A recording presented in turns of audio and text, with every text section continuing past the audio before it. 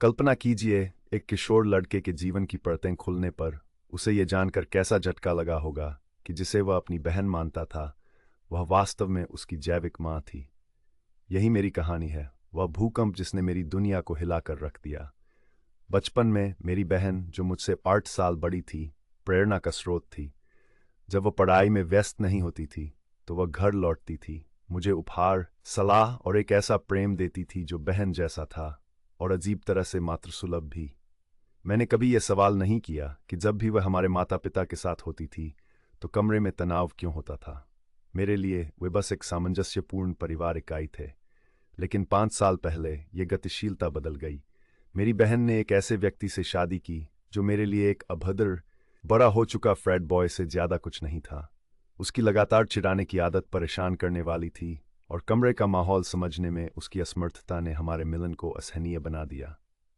फिर एक भाग्यशाली शाम, मेरी बहन और उसके पति रात के खाने के लिए आए। रात वैसे ही चल रही थी जैसा कि अपेक्षित था, जब तक कि पति, नशे में और बेपरवाह, ने एक टिप्पणी नहीं की जिसने समय को रोक दिया। यह बहुत अच्छा है कि आप अपनी माँ के नक्शेकदम पर चलना चाहते हैं, उसने मेरी बहन की ओर इशारा करते हुए कहा, जो एक सफल डॉक्टर थी। मेरी दुनिया डह गई।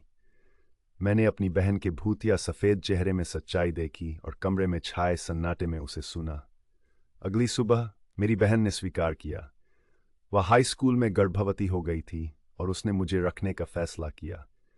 हमारे माता पिता ने तब कदम उठाया जब उसे उसके सपनों के स्कूल में प्रवेश मिल गया, ये सहमति जताते हुए कि जब वह अपनी पढ़ाई करेगी तब वे मुझे पालेंगे। योजना ये थी कि वह मुझे वापस ले जाएगी, लेकिन समय के साथ उसे लगा कि मेरे लिए उसके बिना रहना बेहतर होगा। उसने अपनी पछतावा और माँ और बेटे के रूप में नए सिरे से शुरुआत करने की इच्छा व्यक्त की। मैं उस दुनिया के खंडहरों में खड़ा रह गया जिसे मैं जानता था।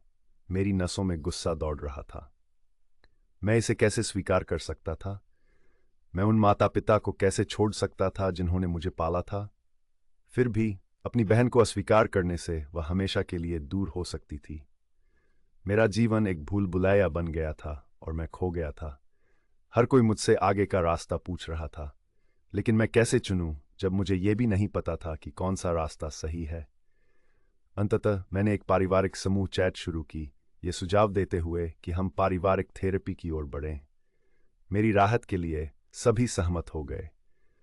मैं इस बात पर भी अडिग था कि मेरी बहन के पति को शामिल किया जाए, बशर्ते वह संबंध सुधारने के लिए गंभीर हों।